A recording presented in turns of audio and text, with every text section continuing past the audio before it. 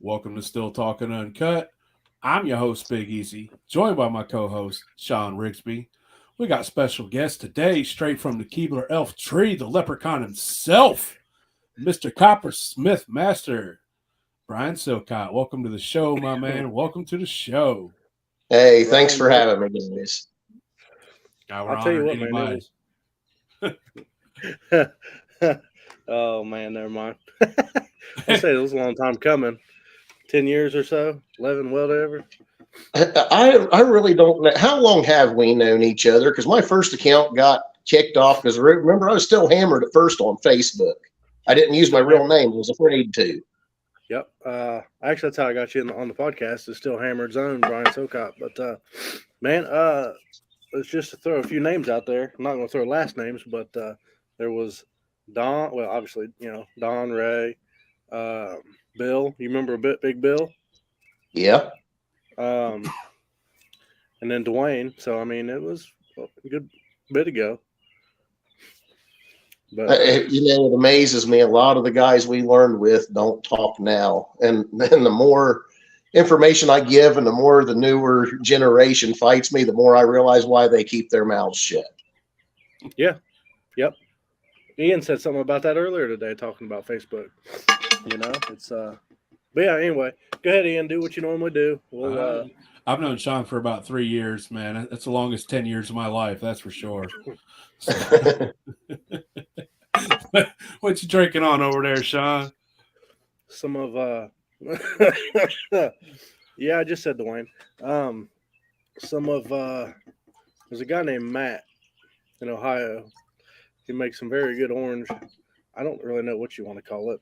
It's post-flavored orange, but it's very good. Orange liquor. Nice. What about you, sir, or Brian, or whoever wants to go next? I'm being sacrilege this evening. First off, you guys know, find the camera here, I'm smoking some Willie's Reserve. Willie's Reserve. You know me, I smoke more than I drink. But to drink, I've got some of I'm going to just say the first name because he gave this to me before he was legal, but he has a legal distillery now. A guy named Doug made this. It is a root beer. And because I get drunk so fast and because I am a diabetic, I am going to dump about half a can of this A&W root beer in it so I don't get completely dumb way too fast. Might be too late for that. I thought you were trying to catch up. I mean, you guys, if I didn't do this right here, I'd be humping Ian's leg through the phone in about 15 minutes. Hey, don't threaten me with a good time, man. I'm surprised he's got the doors on. You wouldn't have to worry about just legs then. Oh, yeah. How do we know? We can only see him from about the boobs up. That's all you need to see, man. I'm kind of worried about what's going on under that desk. I don't wear pants during the show. Like, you got the air conditioner up under there. Yeah. Only time I've ever put pants on during the show is when we have a lady on. It's just respectful. I get it. Well, you're wearing your socks at least. That's right. So Probably not. Good times. Not what we expect the socks to be, anyways, right? That's right.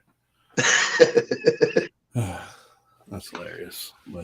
So I'm drinking on some from Buddy Matt, and it's marmalade, orange marmalade. Oh, the clear? Yeah, that's what I think. That's what he made this out of. Is it? Okay, the same dude, huh? Tastes like shit, Matt. Tastes like shit, Matt. I know when I tried it, I smelled it. I said, "Damn, Matt!" I looked at him. I said, "Man, this almost smells like heads." But then you get the orange out of it. We're going hard on Matt tonight. It's good for him, though. But I think he infused some marmalade in the stumper. So, yeah, it's pretty good. I like it. I got this when you were supposed to come out on our Tucking Reds distillery and winery trip to Brandenburg, and you didn't show up. So yeah. I can't remember. Is this Ohio Matt? Do I know this Matt? You've not met him, I don't think. Not met, but does he have a wife with a name that starts with R?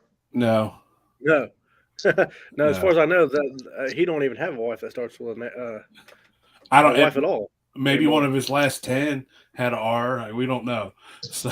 I'm gonna have to meet this Matt guy. All right. Matt's getting too much of the show, man. We're moving on from you, Matt.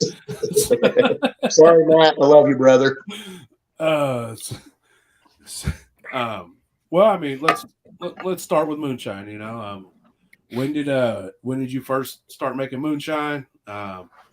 And then we get into your your passion, which is your beautiful still work. So I really can't tell you how old I was when I took an interest. When I was a kid in school, Southern Ohio, I had some teachers from Kentucky, West Virginia. Moonshine would occasionally come up, and I even paid attention to it then. As I got older, went to college, I swore that I was going to be my plans was to be an electronics engineer. I ended up getting into computers, and for a while, I Americanized arcade games even. And I got to realizing at that point how much we rely on technology. And I wanted to go back to my roots. As a kid, I hated my roots. I did not want to be a hillbilly. I wanted to be a smart city slicker like Sean. That's not setting the bar real high, but he calls me a city slicker over here. He ain't been to your place yet. That's right. But I got to talking to some family members about their parents more that had passed away. And I said, I wish I had their knowledge. Do you have any old notes of theirs or anything like that? And finally, one of them said, a lot of the stuff you're trying to find is in the Foxfire books. So I'm going to say I was 20, 21 years old. I went and bought the Foxfire books, and I started with number 1. The next week I bought number 2, and I was reading a book a week, looking forward to buying the next book. But as soon as I read about moonshining, I was hooked. I had to try it. People a lot of times, I'm known for picking on people's stills, and folks, I'm sorry, but I'm trying to lead you in a better direction. My first still was a pressure cooker with a 3/8 copper line that I'm surprised I didn't kill myself with. Did it have a folded bottom? We all had to start somewhere. Did it have a folded bottom? I knew that question was coming. No, it had a really heavy bottom, a lot like you, Sean. Yeah, folded bottom. That's a great thing, man. We'll get to the folded bottom. We're jumping ahead, Sean. Sorry, go ahead. My first copper stills did not have folded bottoms. I'm trying to teach people this from my own experiences and then from the repairs and stuff that come into the shop. There's a lot of things I could pick on about stills not being plumbed the best and stuff like that, but the stills work. It's kind of like that old pressure cooker with the copper line. It didn't make great liquor, but it worked. Slow, but I got accomplished what I wanted to do. After that, and I ended up, I built a column still off of a beer keg, reading on homedistiller.org about the time it started. I got the idea. I built the Boca Bob coil that everybody's starting to talk about now, and I'll tell you, I wasn't impressed with them, but I never took the time to learn the temperatures. Not to change the subject, but that's not really changing the subject. But the Boca Bob coil, that's on the outside of the tower, right? No, the Boca Bob coil is inside of the tower and has a collection device underneath of it. It's actually a condenser inside the tower. Okay. You don't have an external bigger shotgun or anything with it. Okay. I gotcha. I can tell you that I turned off 192 proof and it took forever.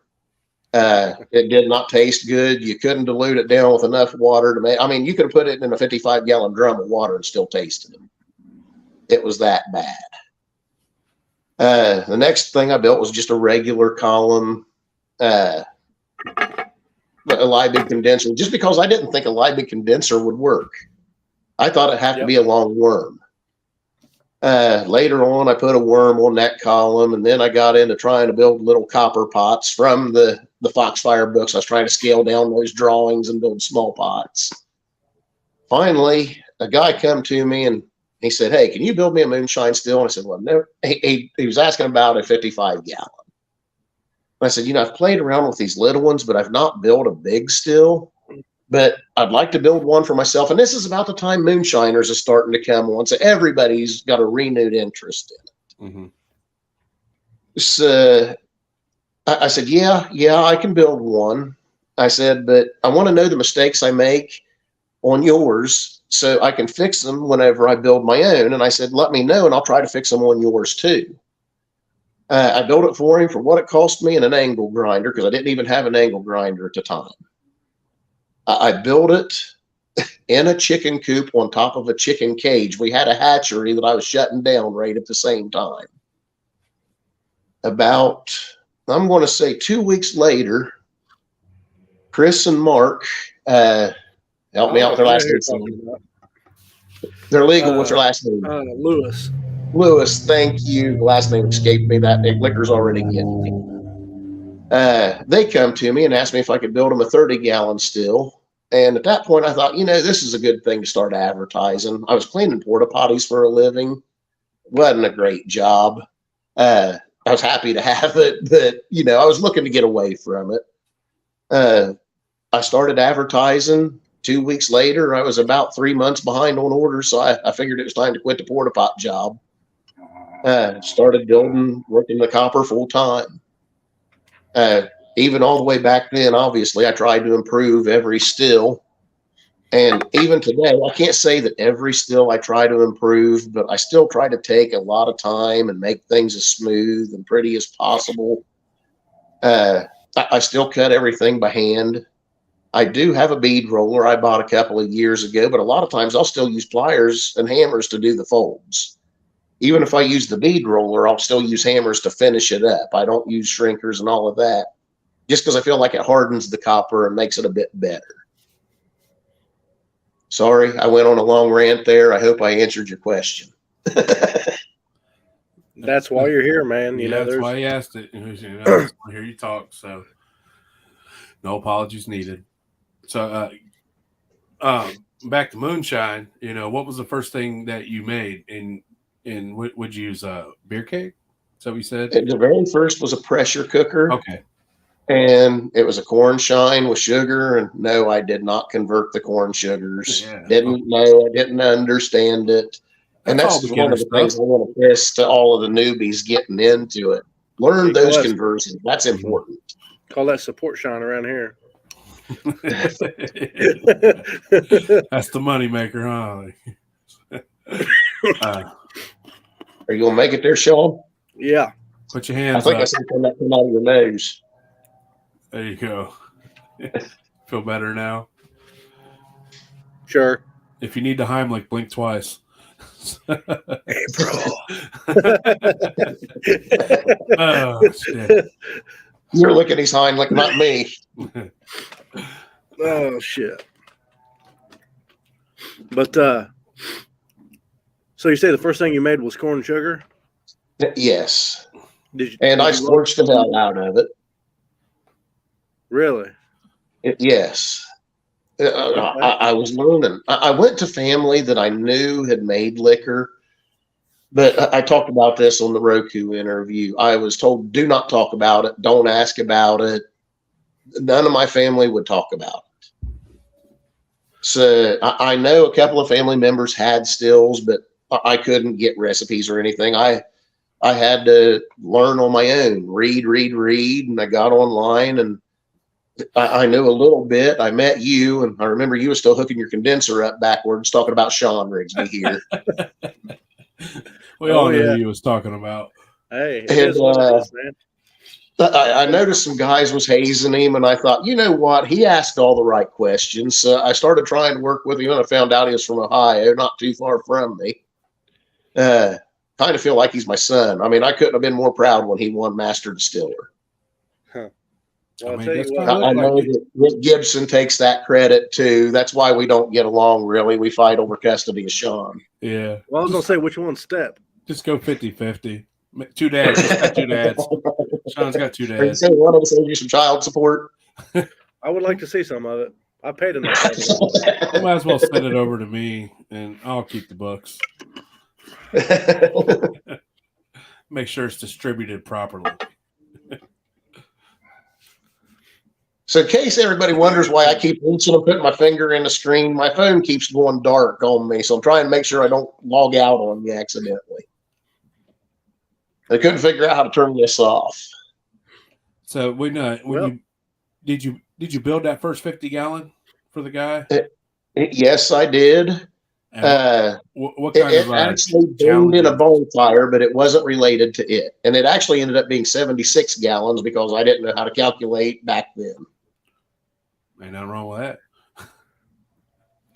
Bigger as shit. They probably made out on that one. Yeah, I mean, better 76 than, like 36. So. I charged him $600. Since we're talking about a and thumper. Huh? You charge how much? $600. How long ago was this? Like 1906?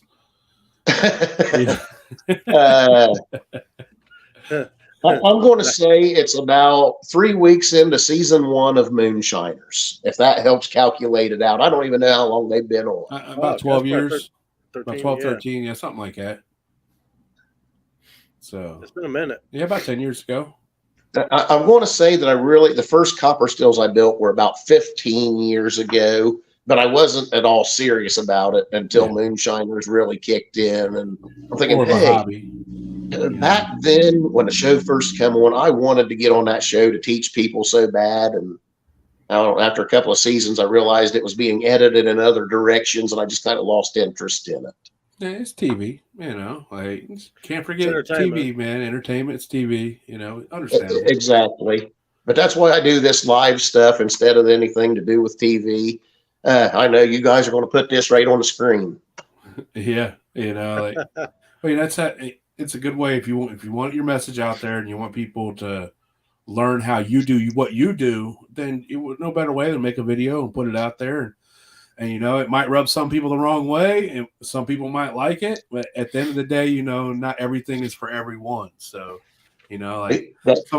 somebody that wants to learn from you might like your style, or somebody might like Sean's style better. So they don't want to learn from you; they want to learn from him, and that's just exactly.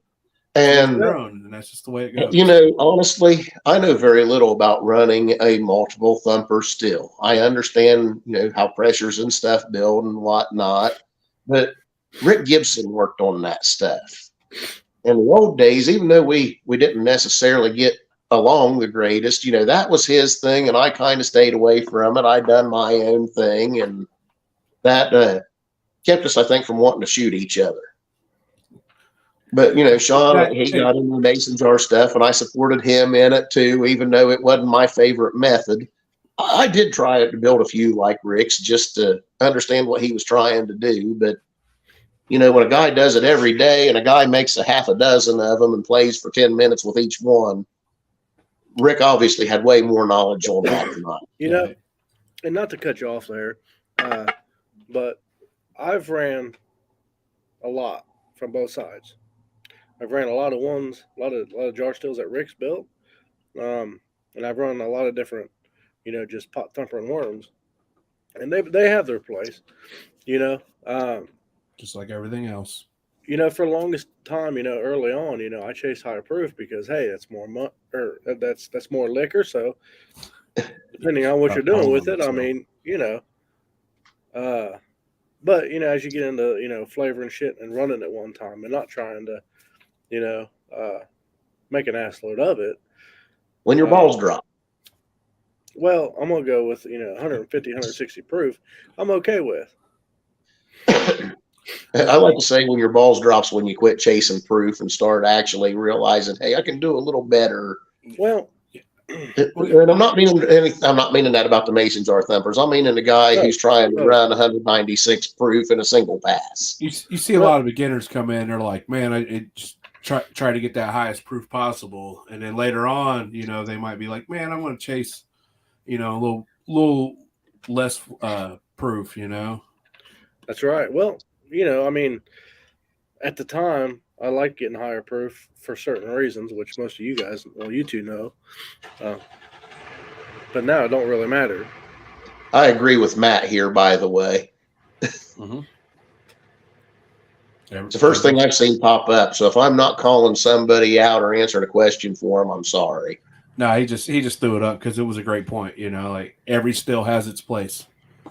Every still has its place. You know, and we're all not going to use the same still as somebody else if we're making something totally different. It doesn't call for it. You know, it's just like anything else. Everything has its place. Right. Jars have their place. You know, just straight pot stills with thumper worm. You know, it has their everything. Everything is it's there for a reason, and it's great that all this stuff is here for us to use. You know, we can use all this different stuff and decide what we like. Like what do we like, and that's all that matters is what you like and what you enjoy. I'm going to go with Tom McKinney here too. I agree. A full-blown copper thumper, especially, is going to start stripping some of the flavors you're trying to put in through a thumper. I do think the jars, because they hold temperatures a little better, the proof don't increase quite as quick. I think they are better for flavor infusion. I do have a new thing that I'm working on. I've mentioned it actually to both of you guys, and it's using bubble plates to flavor through the top. I do think that might do a little better than the jars, but my issue is it does build proof through each plate too.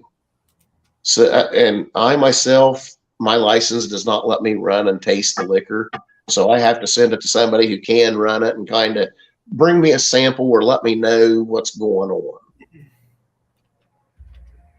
I'm hoping, though, to show this new design at Hillbilly Jam this year, but that might be a little optimistic.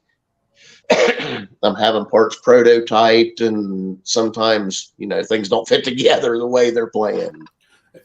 It's a good thing you're a coppersmith. Well, this is stainless, and I'm not a stainless smith. The tanks will be copper, but they'll be hooked together with stainless rings. Well, if it don't happen at the jam, there's always a farm to bottle in August. The Farm and Bottle Festival, I am going to introduce the copper version of the Mason jar thumpers. They will have 1 gallon thumpers with windows. And it's a clamped together tri-clover system. Obviously, it's a little bit more than $20 or $30 a jar, or whatever it's charging now. The windows are costing about that, obviously, or, honestly. But and not that I think jars are bad, but especially when you get into distillery applications, sometimes we're having to start looking at something different. I tried to look into those, I don't know how to say it other than vertical sight glasses. I hope you guys know what I'm talking about. Yeah, the ones that go in line. They're kind of like they're using for the flavor injectors. Yeah. Actually, it is what they're using for flavor injectors, I believe. Yep, that's what a lot of people are using. They're using that. I wondered about buying those in 4 or 6 inch and even using those in place of the jars. In distillery. I've seen that. Yeah, I've seen somebody do that with those. Use those as kind of like thumper jars. They're right. Small. Again, obviously, you can't do that for $30 or whatever a jar. Yeah. And a guy running at home, I realize he can't afford. Well, most of them can't afford a $50,000 still. Hey, if you do, you can get on. I can't remember. Hop on Facebook; payments. It'll pop up. 5,500 down.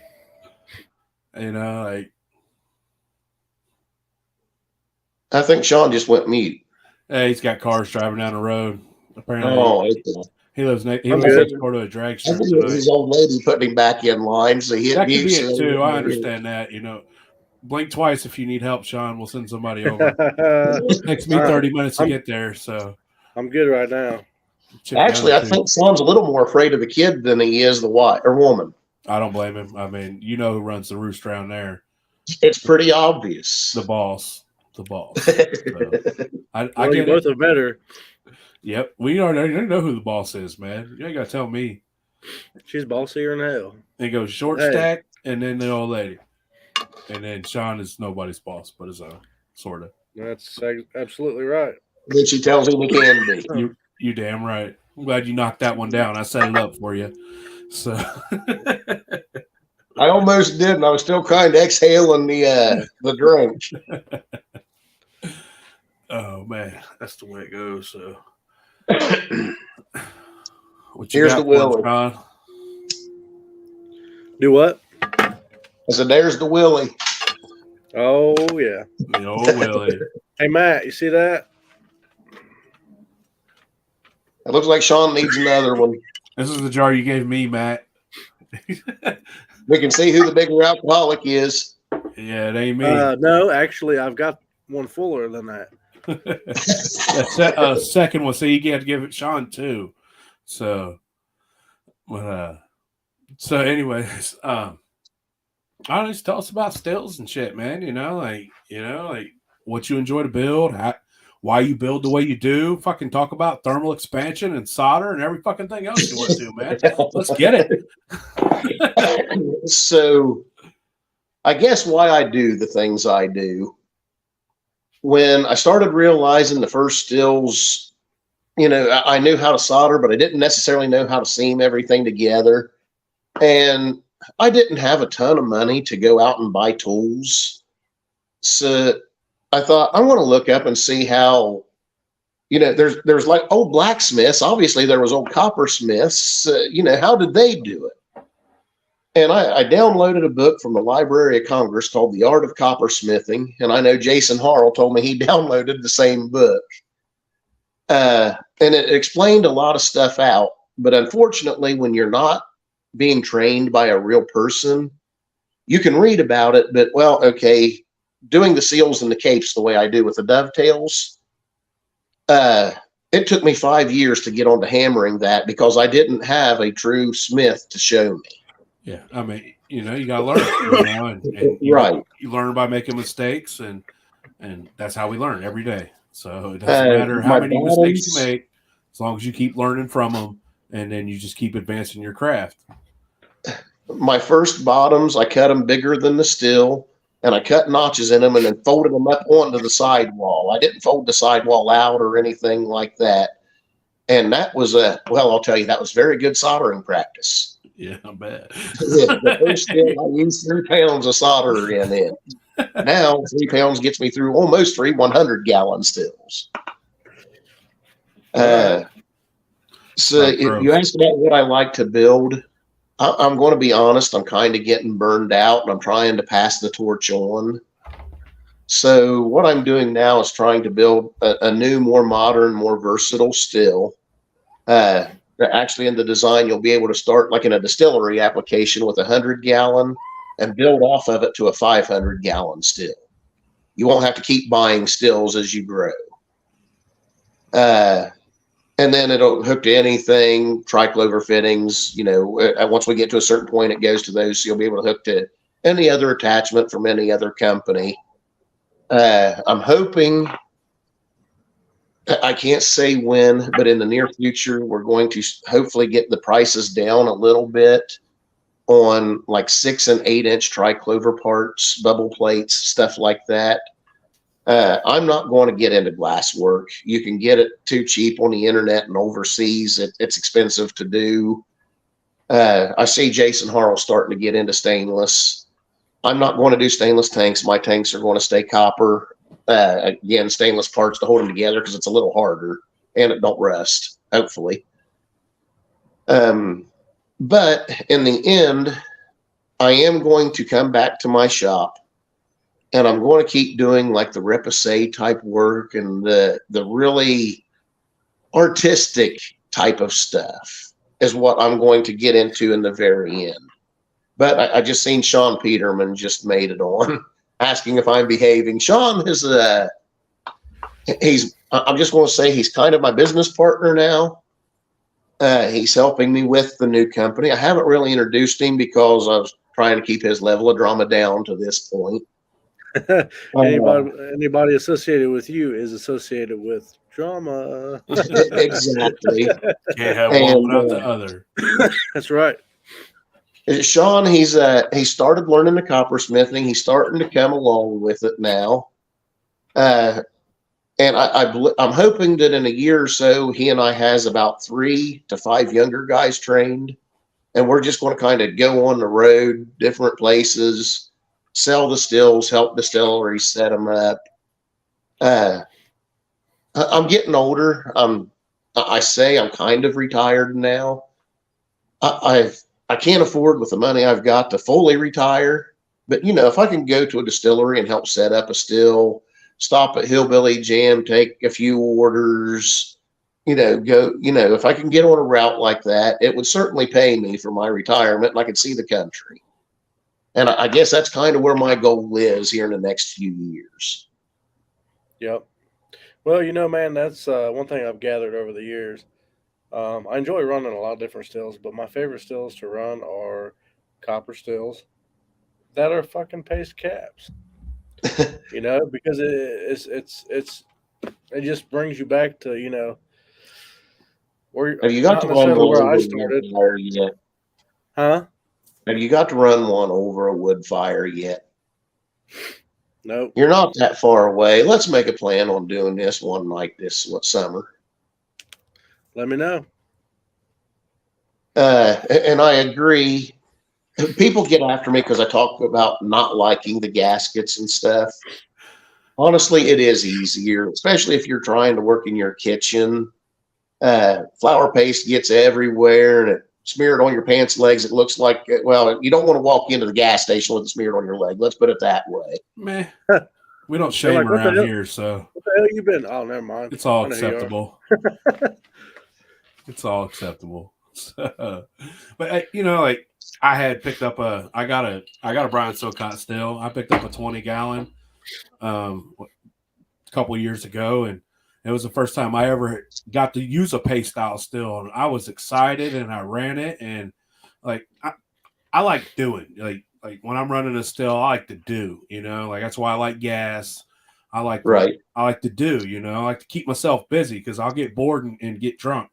And I want to get drunk, I want to run a still, and I really like the old school style paste.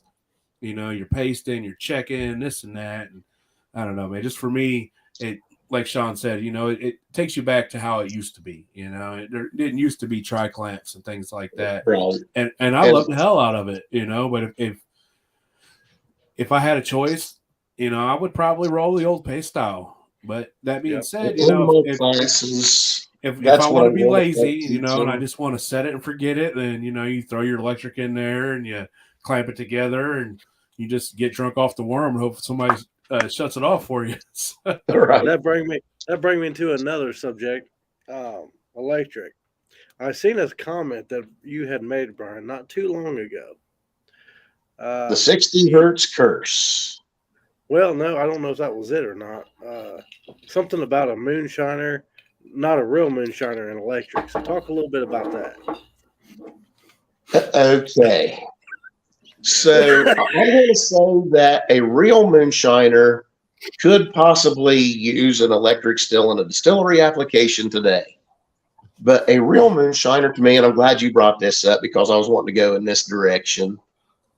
To me, a real moonshiner is a person who is self-sufficient.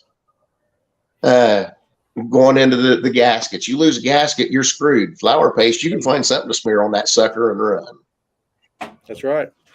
You run out of propane, you're out of propane. Your power goes off, your power goes off. Whatever. But if you're working over a wood fire with a paste still, you'll always be able to find a way to do it. I mean, even if you can't solder because you can't find gas, you can solder that still over that wood fire with enough patience and enough gumption. I wouldn't want to do too much of that. But. Well, and that's the thing too, with paste.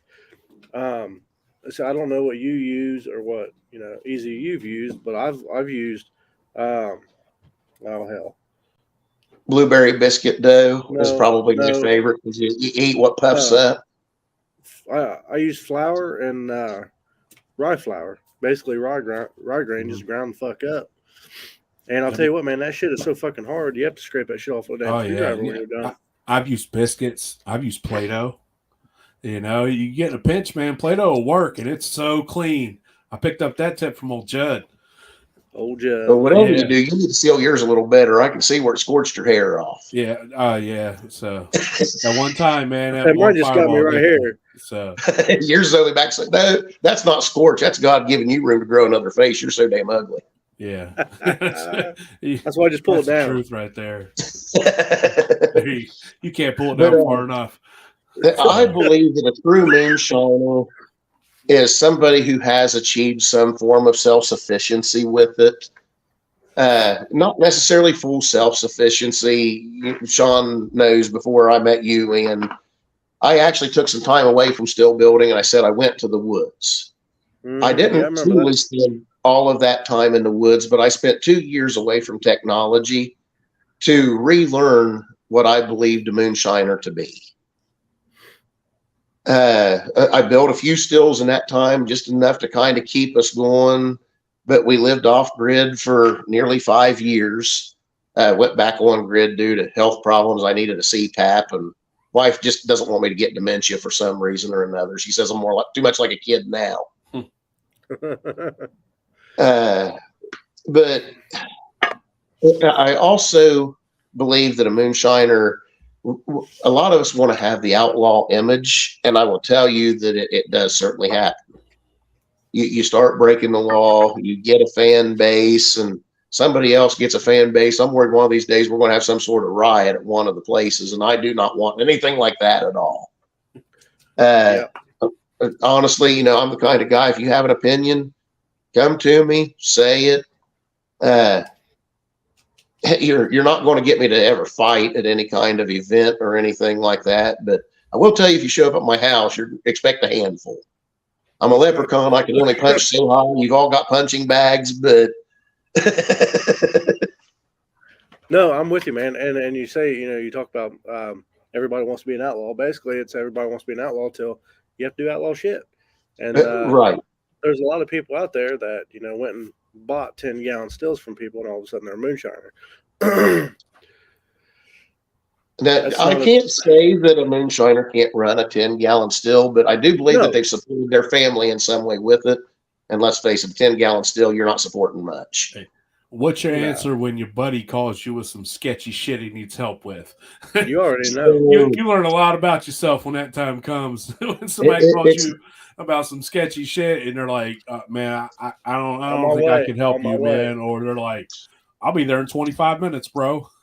So I've been the guy that's had to show up and help buddies out. I cannot say the boy's name. A good friend of mine. He had been smoking pot, and he got a job. He went back on. I'm trying to remember. Maybe it was Zoloft, some kind of stress medication. He went to the bar and he drank, and he kind of roofied himself. He woke up, didn't know where he was. His car was dented. He didn't know what he had hit. He called me and he said, "What do I do?" And I said, "Was your car drivable?" And he said, "Yeah." And I said, "Well, somebody just ran off the road down here and hit a sign." And I said, "I know they went right on through because I seen them do it."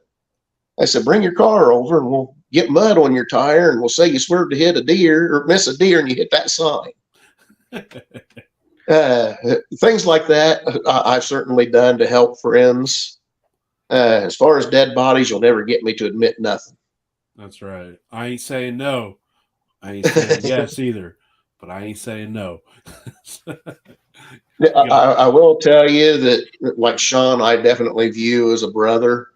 If somebody ever got inappropriate with his kids or woman, yes, I would probably be right there for him. Now, I'm going to say crazy Chuck, Sean, I'm sorry that happened, but I think that was just a mistake. I guess I don't know that whole story, and that's between you and him. But man, you know what? That's water under the bridge. Yeah, man, it is what it is. I know that I have a few nights gotten a little too much into my pipe, and I've sent message, and the next morning I thought, what in the hell was I thinking sending that to them?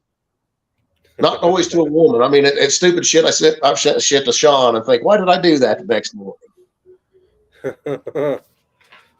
It happens, man. It happens. We all have our drunk texting, or I got too high and sent out some messages I shouldn't. We all run through that. Right. To err is And human, you know. that's kind of like the whole crowd of moonshiners and stuff. I was talking with Jay Brennan earlier, Amanda Bryant's boyfriend, and we was talking about how the brotherhood's actually starting to kind of break up. What it is, I wanted to see us all as a family. When you get this many people together who are united in drinking, somebody is going to have a little bit too much and make a fool out of themselves. Well, not only And that, I but always jealousy say comes into play. Right. The bigger the circle, the more likely there's going to be problems. And with how big the circle is now compared to even 2 years ago, you know, it's there's going to be issues, but you know, at the end of the day, it's like, can we solve this cordially and like adults, or you know, do we have to solve it a different way? So Sean brought up jealousy. I'm not going to say any names, but some jealousy reared its head a while back in a really silly way. And I just can't figure out why anybody would be jealous of me. I make 3 stills a week. I'm a short, fat guy with COPD and cauliflower lung. I'm jealous of your hair, bro. Like, you got hair, I'm jealous. I'm gonna keep it real. You got hair, I'm jealous. I don't give a shit who you are. You got half a head of hair, I'm jealous. I'll take So it. that's exactly what I've got. There's a bald spot right there that I'm trying to cover. Hey, stay strong, brother. Stay strong. I'm still doing the comb over. That's kind of funny. I know you can't tell it, but I went to see my barber a little while back, and he's an old high school classmate. And I saw mine Saturday. Huh? I saw mine Saturday. It was in the mirror with a razor blade. Mine too. I actually got cut up the other day. I sit down in the chair, and he goes, "I hear about you every couple of weeks." And I said, "Really?" And I said, "Who?" And he said, "I'm not going to tell you who." And I described the person, and he said, "Yep, that's it." And I'll just tell you, it's a family member of mine, and they're talking about me. And this family member, I'll say he lives very close to me. And he tells everybody that all I do is make moonshine in my garage, smoke pot, and I'm a long-haired hippie. So I figure he's pretty well got me right, except for making the moonshine in the garage. Yeah. But that was actually the inspiration for the first moonshine class, still build class I had in the front yard. That's why I said, let's do it in my front yard. Because I knew he would drive by and see 10 stills being built out in my front yard. And I knew it would just, eat him up. That's funny. I'll say he did give us a couple evil looks driving by in his truck, but he never caused any problems. That's awesome. So what since obviously we were going to get to it, but bring up what you just were talking about. The class. The still built front yard. Yeah. So these are really, I'll tell you that they kind of book slow, but there's a ton of interest in them. Moonshine Bennett, he and I butted heads a while back, but he's not such a bad guy. We've actually talked since. And when I see him, I might try to see my teacher in the top of his head or something just to aggravate him. Might do that. You're going to have to get a ladder. You're going to have to get a ladder, though, because he's a. Will you hold me up there, Sean? Yeah. Yeah. Actually, if I could get Rick to hold you up, it'd be equivalent to one man. Rick would drop me on purpose. Half plus half equals 1. I didn't guess Rick's short too. I guess I don't. Yeah. When I walk by him, I acknowledge his existence, but I realize that we don't really get along, so I don't try to even talk to him. I figure that's the best way to be. Now, if he had a heart attack, I would do the chest compressions, but I ain't doing mouth to mouth on him. But anyway, if y'all actually got together and built a fucking still, that would be badass. Oh man, he would never do it. Honestly, I'm willing to let bygones be bygones, and I probably would, but I'm sure he would never do it. Maybe y'all got that. And the blood isn't actually so bad between him and I. In my mind, it was more his old buddy that caused us the issues. Oh, buddy. Yeah. I think I know who you're talking about, but I'm not going to mention no names. I'm not going to. I'll just say initials and start with C. And end with a K. Yeah. I ain't even involved in this, and I know who. I ain't got no part of none of that, but I know. Now, one thing I do have to say about that is he's either building or fixing a still from up here, from where I'm at. And Ian, you know about it, Indian Creek. he's doing something with something. I really hope it turns out right. Is that the one that I sent him and it blew his mind? Yeah. See, that's just it too. These other was talking about the jealousy. I build 3 stills a week. So when 15 people get a hold of me, I send 12 to somebody else. I don't understand why people want to be so jealous in this business. Well, man, everybody does everything different. You do what you do, right? And he builds Right. thick shit, and he brazes it, and he TIG welds them together. I mean, it's right. Everything. And I'll do the thick stuff too. But what he done needed, what I would do in my shop was hammer forming, and part of why I'm trying to retire, shoulder issues. I figured it was best, since a distillery needed it, to send them to Chris. He, has people that can help him get it done a lot quicker. Yeah, I would have loved to have done that still, but I knew that I would be 4 months on it where Chris might get it done in 2. Yeah. Well, like I said, man, I really hope he comes through on it. Because I know I talked to you about it, and I would really love said his name, and I hate I done it, but he's dude, and that's he's one not thing. a bad builder, and he's like me. He can be cantankerous to get along with. Well, that's another thing too. I tell everybody that I come in contact about him. He builds good shit. Yes, and Levi, I'm jealous of Levi's welding skills. Oh yeah. And I'll say I'm jealous of Andrew Warnicke's soldering skills. I'd like to see him interlock stuff a little bit more, but the boy can lay to be a solderer that I'm amazed with. Yeah. Yep. Well, I mean, that's something, they do every day. Right. But I do it too, and I can't do it like he does. Of course, I'm thinking he might be about 10, 15 years younger. Son, he's younger than me. Well, I know, but I don't know how much younger he is than me. Fuck, he's just like 32 or 33, ain't he, Ian? Well, that's about what I was figuring, and I'm 47, so that's 15 years, I have trouble remembering names. Man, ain't no way in hell I'm remembering ages. Shit, I thought you was 40. I thought Brian was like 50. Oh, well, I mean, Brian looks closer to 50 than I do 40, but I wouldn't say that. Who? Sounds like Rick's over here. Who what, motherfucker? Well, I am getting off. I'm starting to see that gray streak in the center really getting prominent. I am starting to show my age, I guess. I do not dye my hair, though. I don't know why my beard's going so much quicker than my hair. Sean went on mute. Hard telling. Sean's getting a little gray in the hair. That's where his is coming in at. Starts on the sides. The way it's looking, he's going to be out before it turns gray.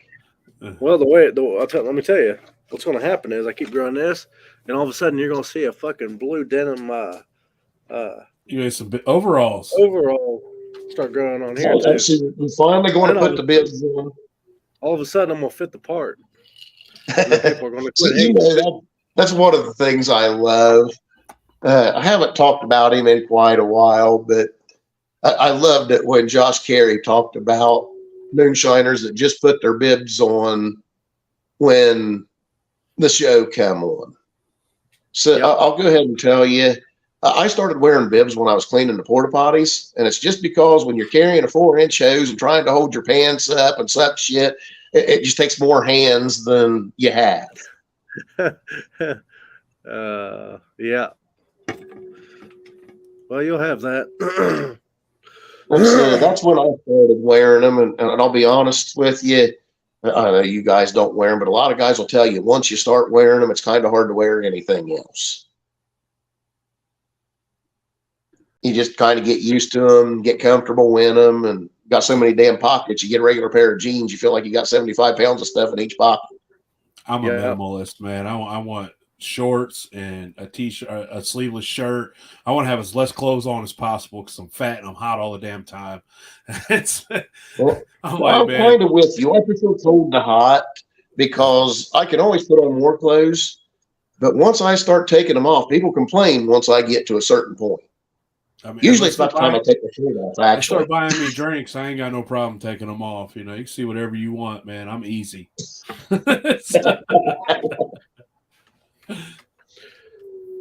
Sean, don't let me ever buy him drinks. Well, so Brian, talk about the best liquor you've ever made. Tell us what it is.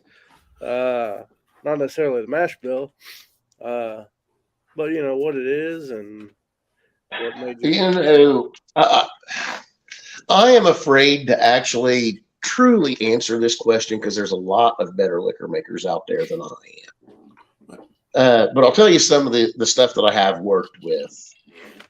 One of my favorites would be wild blackberries and corn. I was picking enough for a 20-gallon still, and I couldn't get enough blackberries to get the whole batch to a brandy. So I started the berries to ferment with the pectic enzyme, and I started corn with amylase. And once they started working good, I just mixed them together, let them ferment, and ran it. Little Mountain Brandy. So, not to cut you off, but the guy that I was Thomas that made vodka with me, right? Well, he does at his distillery corn and sweet potatoes. What he'll do, they ferment separately, but he mixes them together in the pot. Same thing I'll do. As And I vodka swear goes, that was better than just using blackberries. Maybe it was just my particular run. I didn't want to add sugar. I wanted to add a grain sugar. Mm-hmm. Since I didn't have enough sugar from the berries. To add on what Sean said, I could see how fermenting separately and then mixing them at the end, because most people, they're going to use a different method and a different type of yeast for their brandies as opposed to just their corn. So I could see how that could add a totally different complexity to your end product by fermenting separately and then mixing them together as opposed to fermenting it all together, which would also give you a totally different flavor. So still, who is still in the clear? That's old Cyrus. Okay, I knew that name, but I know better Cyrus, I guess. But I'll elaborate a little bit more on the classes that you're doing, because you talked about it for 3 seconds and then Sean got you off topic like normal. Okay, so what we actually do this next class, Sean Rigsby is supposed to show up if his wife or girlfriend will let him. He was supposed to be there last time too, right? Already planned out. Yes. Actually, I'm going to go ahead and throw Sean under the bus here. The last, said, yeah, go ahead. The last class, Sean goes, "Hey, I want to be part of this. Put my name in." So I did, and we made a whole place for Sean. And then about a month before, he goes, "Guys, that's my girlfriend's birthday, and I'm going to be in trouble if I come down there instead of taking her out." He's in trouble now for not remembering it a month ahead of time. You just got him in trouble. If he's lucky, she don't watch. No, she knows. We already talked about it. We're good. Because that's the weekend before Beattyville. That's the weekend. That's when he had the black eye. Chip tooth. So this next class will have J.C. Ray and Sean Rigsby teaching a mash mixing class. Maybe. Well, at least JC and Sean Rigsby, or hopefully we can find a backup. I'll be on site. You'll be on site. I will be on site. Actually, Sean this time is planning on building one of the 5-gallon stills with us. He's wanted to learn the tank methods. I told him we'd get him fixed up with a kit too. But after the mash mixing class, we will start building a 5-gallon pot and a worm coil that'll go into a 5-gallon bucket. When you leave, you actually leave with a 5-gallon still, a worm to match it, and enough grain and malted barley to do a conversion and everything for your first traditional recipe in that still. The grain will be Wapsie Valley corn. It's an heirloom variety. It's a good I've corn. got some here in the shop that he had left behind, and you can still smell it plain in my shop. It smells beautiful. It is. It's a beautiful corn. I got a couple 100 pounds of it here. And then if you get a hold of JC ahead of time, he will bring down other grains for other people. If you don't want to attend the class because you've already got a still, obviously, you can still get the grains and stuff from him.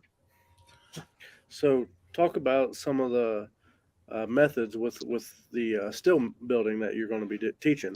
Are you doing the So, of course, I'm dovetail? going to sew a folded bottom. You know that's coming. Yeah, we Well, know I the Folding wasn't Bottom going that Boys is route. coming out.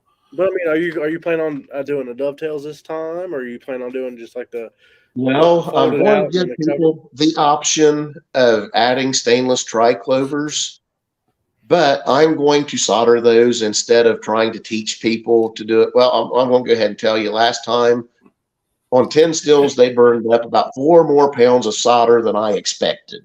Yeah. So it's trying to do the stainless, the copper. I figure it's better for them to let me do it and just watch. Mm-hmm. Plus, as Sean well knows, so I'll go ahead and talk about this. Sean actually helped me learn to solder stainless to copper. I was having issues with it. And he said, it's your flux. And he said, come up here and I'll fix you up with a little. Showed me in a video to kind of make sure. I said, yeah, it has to be the flux because mine is not letting it do what yours is. That's exactly what it is. And when I was up there, he said, I only use that flux for hooking stainless to copper. And I said, well, if it's so good, why would you do that? He just gave me a look. He never answered me. I'd come home and I smeared some of that flux in and I started trying to solder with it. And the smell that come off of that stuff, well, it raised my forehead about an inch. I mean, it scorched. Yeah, it's a high end acid that they use for that, man, and it's definitely different. It's even shit would say that stuff stinks. It's not the same, it's not the same as copper solder at all. Right. It's just. So I figure it's best for me to just go ahead and do it, and let, like I said, them watch, and they can go home and try to figure it out on their own if they want. Yeah, it's not complicated, but the dovetails proved to be really hard in the last class.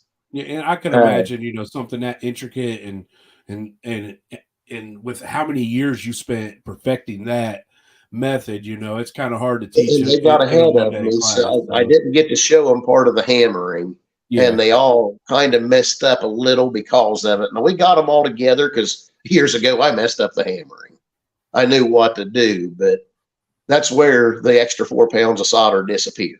It was in those dovetails. Yeah, and I'm sure it took you back watching them do their first one to when you first started. Like, man, I remember that. I remember that. It did. And they kept saying the 2 most common comments was, man, this is a lot of steps. They didn't realize there was so much to it. Oh, yeah, and the other was, you make it look so easy. And I kept saying, well, that's about 15 years of doing it, and you started today. Yeah, professional basketball players make basketball look easy. Yes. That's what you do, it's going to look easy for you compared to somebody. Right, and I still make tons of mistakes. That's why I said I was jealous of Andrew for his soldering.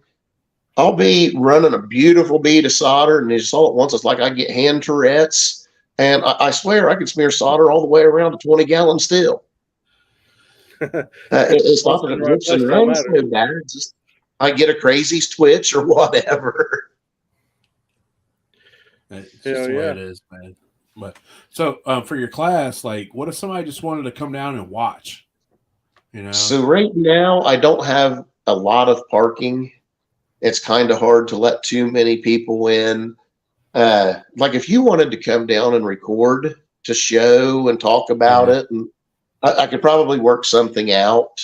It won't be this time. I think on Wi-Fi, maybe if we put in an extender, I think it would be plenty good for it. Yeah. You can always record and upload later, but yeah, when I saw what weekend it was, I'm like, I got football that weekend. So, it's my summer, but whatever. I'm definitely looking forward to it. I'm looking forward to the building more than anything. I do. I'm starting to do some videos on YouTube too. So you don't necessarily have to attend the class. I'm wanting, before this is all over with, to show people even how to lay out capes. But I'm also going to start selling kits. Unfortunately, you'll have to assemble them the way I do for them to work. Well, I mean, But it makes sense. So the advantages of coming to one of the classes, though, I had one gentleman, and it's a very common mistake. To try to make the torch hotter, he would try to push it closer to the copper. When you're first learning, I'd say, Sean, you probably had that issue. I know I did in the beginning. So standing over his shoulder, I was able to say, hey, pull your torch back. A couple of times I actually grabbed his tank and moved his hand away to kind of guide him.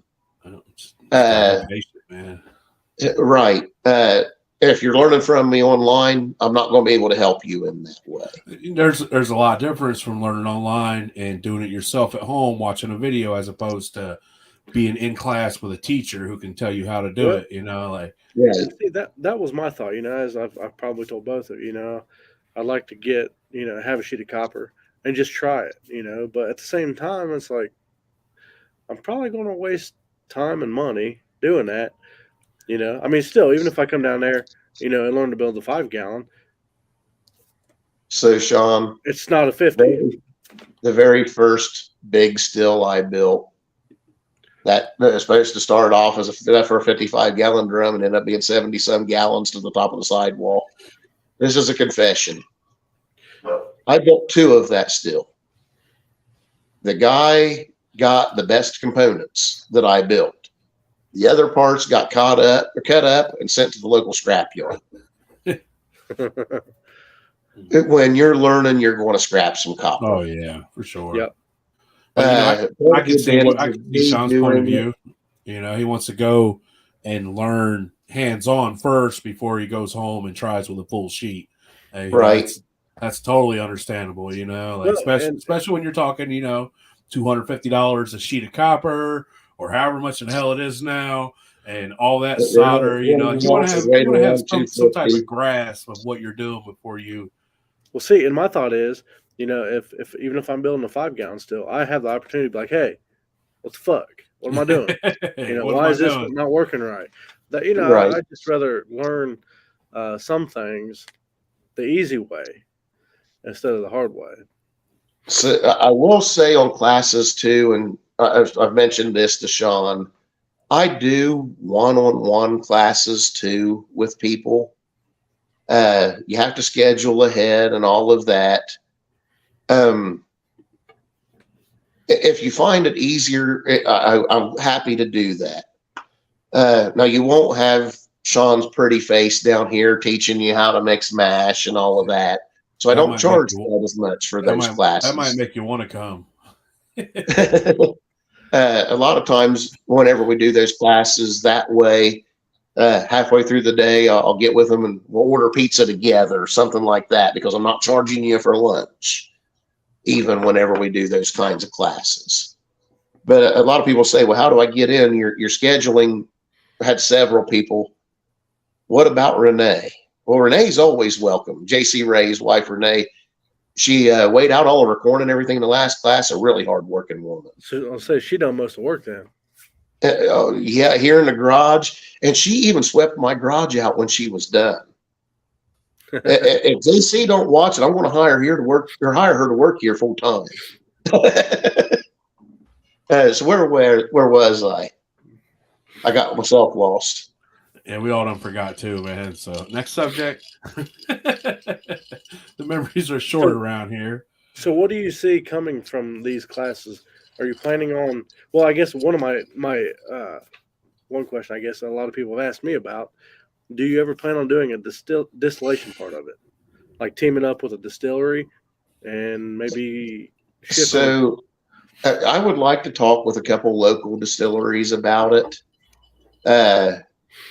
Maybe actually at one point doing a long 1-week course where we go to a distillery, mix up a mash, come back, take our times, build distills, and then go back to the distillery and watch the mash being ran. But I understand that, that turns into liability for the distilleries and stuff like that. If Ohio goes legal, then Boy. that answers the question. Yeah. Oh yeah, absolutely. Oh yeah, you're 21. Fire you still up. Let's get it. Exactly. As long as you're We'll start 21, doing the man, you can run classes. that sim. Let's get it. You know, and then We'll you can start do doing the the classes week-long thing. weekly, and next week we'll work the mash that we made this week. Yep. Make the mash and then work on the stills and then run it off. And it's like, look, man, you did everything. Now go home and make mistakes. Sean brought That's up what you're Pop gonna do. Silcott Distillery. I brought up their names earlier. They have a distillery now, and that was the second big still I ever built was for those two. It was kind of funny. We were so afraid to talk about it on the phone back then. When we was sending text messages, we called it chickens.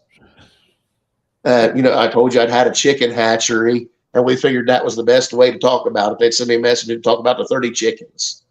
And I'd know exactly what they were meaning. I'd say, oh, they're about ready to go, or Okay. So that tells you about the secrecy in the beginning of this and why it was hard for me to do the TV stuff and all of that. The generation I come from, you kept it a secret. Mm-hmm. Well, see, and that's another thing. A lot of people ask me, they're like, hey, what's your take on that, as far as the Master Distiller show? And I always tell them, like, look, man, if you don't mind telling everybody in the fucking world that you do what you do it. By all means. I've not made any liquor in years to speak of. I've helped other people, but I myself have not. I guess it was kind of silly of me not to try to get in there more and do that still build episode. But I'm happy up until here recently, once I've hired Sean to help me and starting to pick the company up, I've been happy building 3 stills a week. Sean will remember years ago before I went into the woods, I was putting out 7, 8 stills a week. I was working 30 hours straight, sleeping 4 hours, getting up, working another 30 hours. And well, I kind of just snapped. I can't say I went completely crazy, but I know Sean will know what I'm talking about. No comment. But no, I mean, it's a very. So I did go completely crazy, I guess. No, you didn't go completely crazy. I guess it depends on who you ask, right? True. And a lot of people, I started to say this earlier, a lot of guys feel picked on by me. And I'm sorry to those guys, but I don't want you to be me. I mean, be an individual, build your styles. But I'm trying to show you better ways. So there's no question if the customer dropped the still or whether it was the seam. If you build that still the way I do, for the most part, they're going to put a hole in that still before they mess with the seam on that still. You've seen one of them. Am I pretty well right on that? Yeah, man. It's the seams are solid. Like I could see you'd mess up. You'd have to gore and destroy the copper before. Yeah, let's be honest. Your shit's as close as you can get to stainless as there is, as far as strength goes. Right. And, in some cases, it may even actually outdo some stainless. I'm going to say that I hope the best for them, but I see a great big stainless submarine pop being built right now online. I can't wait to see how that pans out. I'm looking at all of the flat surfaces on that, and I'm wondering how are they going to put wood underneath of it if they're even going to. If they're not, I'm kind of worried that ain't going to hold together, but I really hope it does for them. It's going to wave like a fucking tree, man. I mean, I don't want to pick on their work. I want them. Like I said, I really hope it works for them. I'm intrigued. I would hope they would make some type of skeleton. Yeah, exoskeleton maybe. Yeah, or even an interior one that like a box. Just right. Well, that's the way a regular submarine's built. It has an interior strips across, and people want to overcomplicate the designs of them. You don't need plans to build one of them things. Just look at you see the sidewalls. Imagine it connected with strips running across, so you can hook your metal to it, and that's what it is. That's all it is. You just got your size. Like for size, you just got to know how big the side needs to be. Like Yep. Right. my question that I've been trying to find an answer to is how big does the side? What are the dimensions of a side to make 1,000-gallon submarine? Like that's what I've been on the hunt for. You know. So I'm going to tell you that I would have to go and download, or not download, but use my tank volume calculator to answer this question. I couldn't answer that off the top of my head.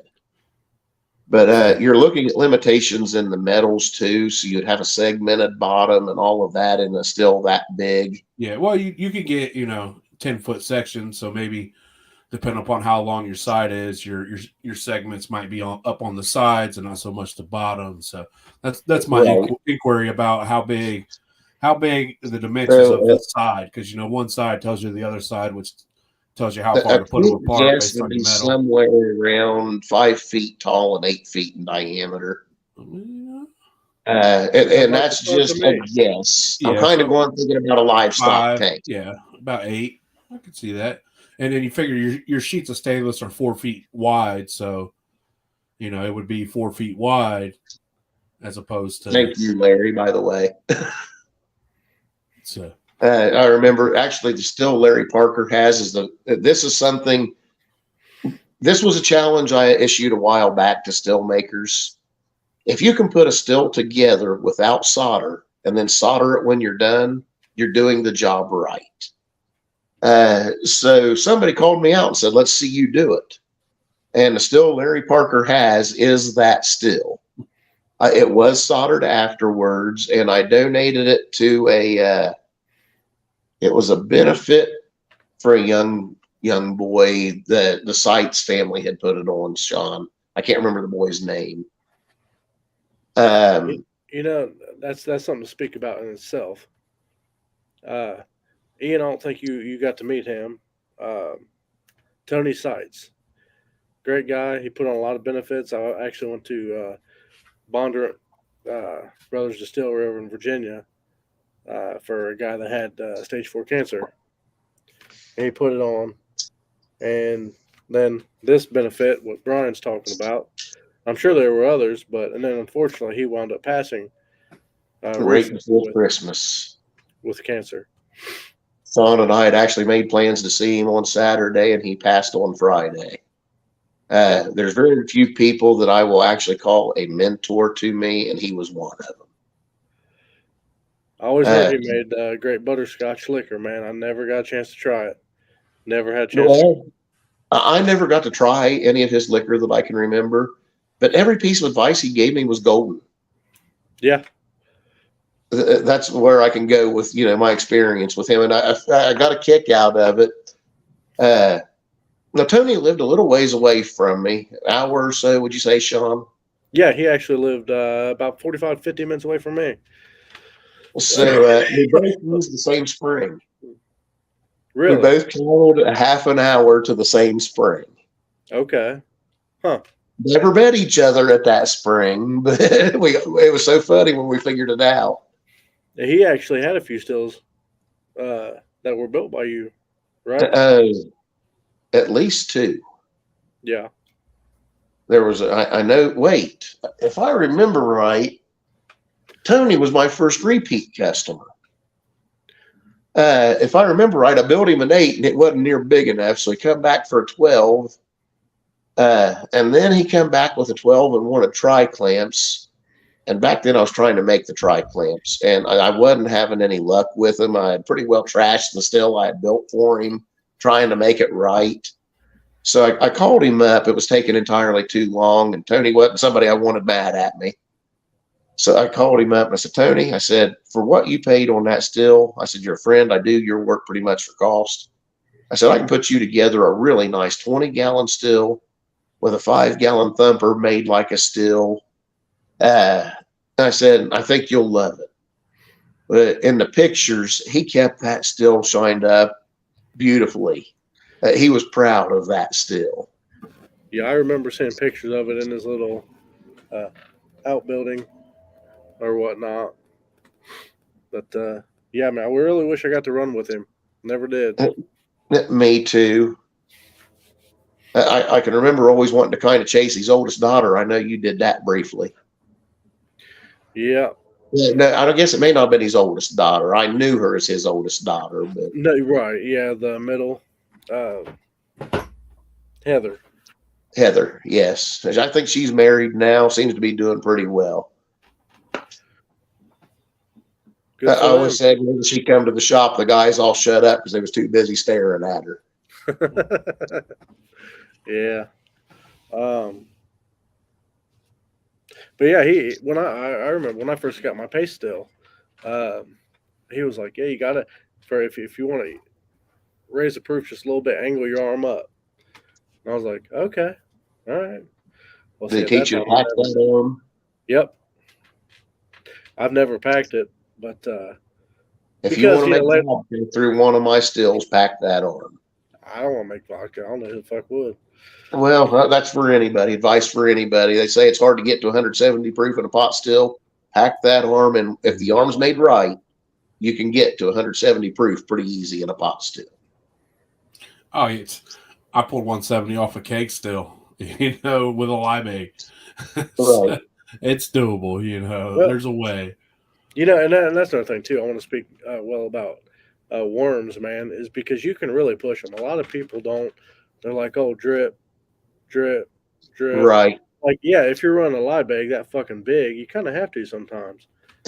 So, the Liebigs on, say, a 12-gallon pot, I've seen them down to what, 2 feet, maybe even 18 inches. So if 18 inches of half-inch pipe works, why in the world do you think you need to try to fit 20 feet down in a 5-gallon bucket?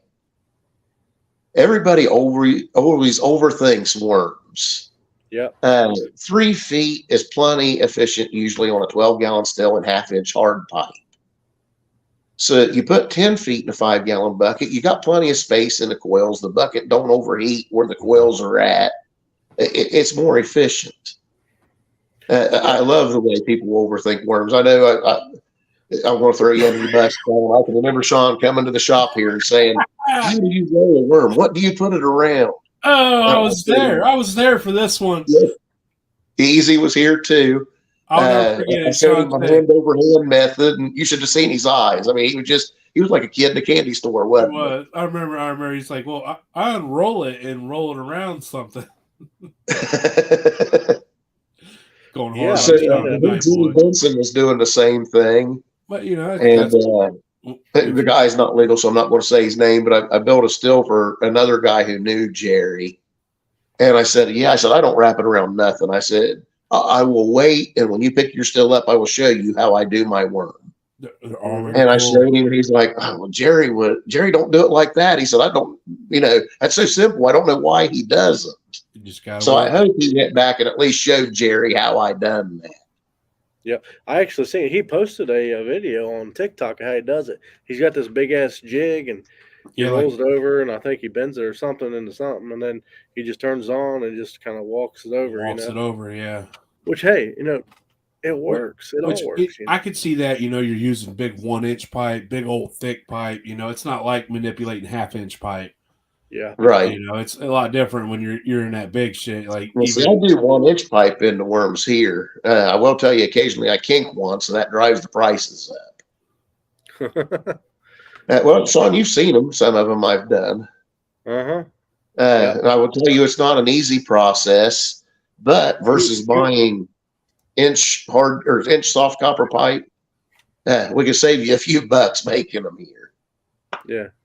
I can actually do up to 2-inch, but you ain't going to get it in a 55-gallon drum. Yeah, that's the thing. Like the bigger it is, the harder it is to get small. Right. You want that 1-inch, 2-inch. You gotta be ready to stick it in something giant. It's because it's so hard. How much a volume a still would have to push to keep a 1-inch worm busy? Yeah. Again, everybody always overthinks. Yeah. You don't need it, man. Like you said, that 1/2 inch or 5/8 OD, it's plenty. What would you run a 5/8 OD up to, Brian? Say 20 feet of 5/8 OD, in a 30-gallon bath. Fuck a fit, well, yeah, whichever. Yeah, 30, Well, 50, whatever. How big of a still could that handle? the common condenser I build, and this is what we'll go by: 5/8 OD worm, 20 feet, and 10 gallons of water. That's what I That's got. actually what was on the still you had. That's what I have. I normally, I'm actually, the new package changes this because I've always said that was an overkill. But I usually included them with a 20-gallon still. Those will easily keep up with a 100-gallon still. I've used it on a 50-gallon drum and pushed the hell out of it with absolutely no problem. No, and run that 10-gallon bath on a 50-gallon drum and only have to circulate about 80 gallons of tap cold water. Drain my hot water into a separate vessel, and it's like not chasing ice and trying to keep it cool. And about that far in that worm, it's just so hot you can't stick your hand in it. But the rest of the bottom, all the way down, is nice and cool. And Right. I tell people, like, man, throw you a valve on your inlet and make it run through slow, and you're using less water. I tell people, if you live in a mobile home in the wintertime, how you crack your faucet, that's really about all the flow you need through a condenser, a worm condenser, a good one. As long as your bath is sufficiently big enough, Right. Well, or if you want to run faster flow, get just double the size of your output. Well, I said that worm will easily keep up with a 100-gallon still. So on my 100-gallon stills, you get a minimum of a 2-inch pipe. I will say that a 5/8 worm will restrict a 2-inch pipe just a little bit, so it would actually slow your still down some. But you're never going to overpower it. Yeah. Are you ever concerned with say that size worm and that size pipe or anything like that? Are you ever concerned with back pressure? That's kind of what I'm referring to. There's going to be a tad of back pressure there. Anytime you get down. Usually what I try to do with people on 100-gallon stills is either do like an open shotgun. You guys have probably seen that design with the 16 long tubes. Mm-hmm. Or I'll buy hard 3/4 inch copper and make them like 30 feet for a 55-gallon drum versus putting it, in a copper tank. Once you start getting into those stills, the prices start getting, you're using a little thicker copper, bigger pipe. It starts costing more. So that's one way. Let's face it, that tank don't have to be copper that's around your worm. No. Right. I mean, realistically, a copper bath is just for aesthetics. It's pretty. It's pretty. Yeah. It's pleasing. And a pain in the ass to keep clean. See, I don't clean, man. I'm a patina. Like, I want that it's brown and it's dark. I don't care. The brown red is good. The green is bad. Yeah, the still I've got off you, I've never polished the outside. Not one time have I ever even thought about putting polish. I'm lazy, and that's just extra bullshit work. I don't need to see it shine. I saw it shine when it was new, and that's good enough for me. I like it worn and weathered, kind of like myself. I'm glad my worm worked out great for you. My hand-built worm that I made for that. Sean Peterman and I have been talking about putting in a 250-gallon tank with citric acid in it. So, like, if you wanted to polish that still up, you can come down here for an hour, bullshit with us, and we'll rinse it off, and it'll be pretty well shined up for you. Nice. I'm going to I'll star stands on and rinse it off. As long as we know that the still don't have lead solder in it, we know we won't about anybody putting still in that tank. Yep. There's something else I was going to ask you. I can't remember what the fuck it was now. Yeah, we'll get it in, Sean, because we're coming up on the end. Yeah, I know. Please don't tell Sean to get it in. His mind goes to the complete wrong place. We don't shame around here. No shaming. It's rule 1. It's the only rule we got. There's no kink shaming around here. You like what you like, man. Oh, I wasn't going to ask you. You were talking about shotgun condensers. There was one time I ran a 55-gallon. It was a vodka, essentially, a 4-plate tower with a. It was 18-inch or 24-inch. 24. I know what you're talking about. It had 24. I had 5 3/8, I think, pipes down it, and I could not get that. I tried. I actually tried to get it to blow through, and it Just wouldn't do just a little 24-inch shotgun, you know. So, have you noticed? And this may be opinion, but I still it. swear that there's something to a twist and a worm that makes it better than a shotgun. It I just might feel be like the it's length or time. the shape of cooling. It's Yeah. slower, you know. I think it's slower. Do you guys Yeah. notice it too, or am I crazy when I say No. this? You know, just the time it takes for all that liquid to just flow Right. all the way Right. down. And that's And why I say you can push them a little harder because they still got more time.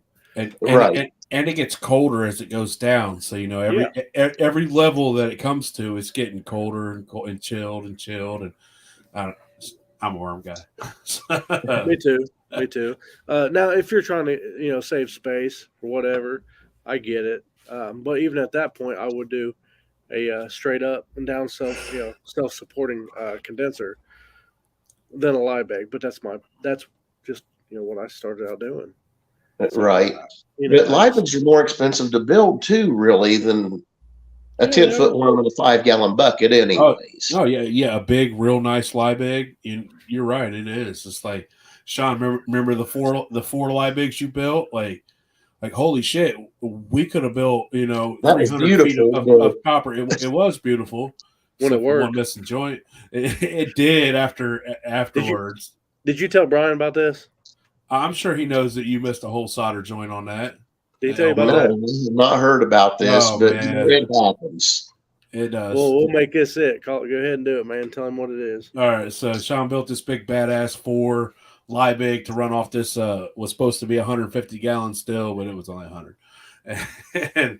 But anyway, so he builds it, and we get it all plumbed together and put together after I broke the thumper. We fixed that, and then we get it all put together, and we fill it up with water, and we heating up the still, and there's water spitting out of the end a little bit at a time. And I'm like, man, we got heads already, Sean. Damn, that was fast. I'm like, oh, that tastes like shit. That ain't heads. That's water. And we're like, well, maybe there's some water, in the lines. I don't know. We're trying to justify what's going on here. And I'm like, bruh, this ain't right. I know this ain't right, man. And we're trying to lie to ourselves. Like everything's good. We're good to go. And so I start looking, and I'm like, bro, look at that joint down there in the water. Tell me it looks differently than all the other ones. And it did. It didn't have little silver around the seams. And I'm like, man, you missed a joint. He's like, I don't think I did. And so we end up draining this big 55-gallon barrel. We take it outside, and it's all together. And we're looking. I'm like, yeah, man, you missed that joint. But and the funny part of all that, so it was I believe it was like 4 3/4 inch pipe, but they were I think like 3 or 3.5 foot long, Yeah. Well, and they were as big as a barrel. They were as big as tall as a 55-gallon drum. and it went down and it teed and it come out and it teed again and there was 4 going straight down. So all I did was build it, set it down in the barrel, and got it all sealed up. And I'll tell you, and it when it ran. But there was issues with That's the top of another it had advantage, kind of the worms. If you ever have to work on one, it's a hell of a lot easier. Yeah, it's like you got the top and you got the bottom. You got the top and the bottom. Yep. If anything's messed up in between, you probably got a cake. The completely enclosed shotguns in copper. Can you imagine if one of them lines leaks? I mean, water's got to pour through. Yeah. And you got to tear the whole thing apart to fix it. It's usually cheaper just to start all over. With them shotguns like that, I'm a firm believer in fuck soldering them, weld them. Yeah. I can't say that's any bad. I guess that's depending on the copper you're using and who's welding it. Yes. Yeah. 20-ounce copper welded in one of those things, it probably is not going to hold up to water pressure very good at all. Right. But you take somebody who can weld in 48-ounce copper and hook into those pipes. That's going to cost you, but that would be a damn good condenser. Yeah, it would. Yep. But yeah, anyway, I think we've had everybody here long enough. Yeah, so before we get out of here, you got anything else you want to talk about? You want to tell people, he might be putting on some more classes in the future. Get a hold of you if you want to attend. Yeah, how do you get We're hold of it? working on more classes. You go Sean, in the Rainbow. we also got people asking for trying to start planning another one after our June class. I haven't talked with JC about it. We might need to get on one, and I am trying. I can't say for sure it's going to happen yet, but we're trying to get one booked at Lanier General Store in Pigeon Forge. Nice. It won't have the grain mixing class with it unless somebody steps up down in that area, because I don't expect Sean to make that trip. Hard enough trouble getting him to come 2 hours away. But I actually, we've been talking about it, and I've set my price to do it, and that's to come down and teach a 2-day course, 5-gallon still and a worm coil. And some people do ask on these courses, well, what if I take the class and then I want a thumper or a container around my worm? If you ask, I'll go ahead and make those components ahead of time. I'll just charge you for the copper. Or I can cut out the kit, and once you've built a tank, it's pretty easy to figure out how to do the thumper and the container. It's a small tank, You just got pipe in, pipe out at the top. So right. That's cool. If you put on one in mid-September, then I might venture. I could venture down for that. That's when my schedule will be free. So, yeah. Are you going to be at the Farm to Bottle Festival? I will be at the Farm to Bottle Festival. I will be there building one too. As of right now, I'll be there. So, and you guys, Sean had asked me about New Straitsville. Unfortunately, I've already booked a class that weekend, a one-on-one class. I won't be in Straitsville this year either. I gotta take this off this year off from Straitsville. I have family things, so. Well, I will be. I can't say when, but I'm going to do my best to make an appearance over there. Sean Peterman is planning on going over there. We actually just had a banner made and everything for him to kind of represent the company. Just a small booth. Whatever I need to do with you, Sean, to get all of that together, we need to get on it. Let me know. We'll talk after here or some. Okay. All right, well, we appreciate everybody hanging out, giving us your Monday night, listening to us talk, shoot shit, give each other a bunch of crap. It was an honor to hear you speak, Brian. Thank you guys, and I show, guess for the other people out there, if you love me, I love you too. If you don't love me, fuck you. If you don't love me, I still love you. I was waiting on that. That's it. Love me, I love you too. You don't, man, I still love you. Buy me a drink. Just a different way.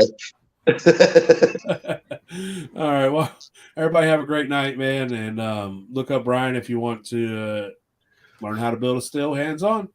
So other than that, everybody have a great night, man. Shine on. Shine on. All right, folks. Sean. Later, bro.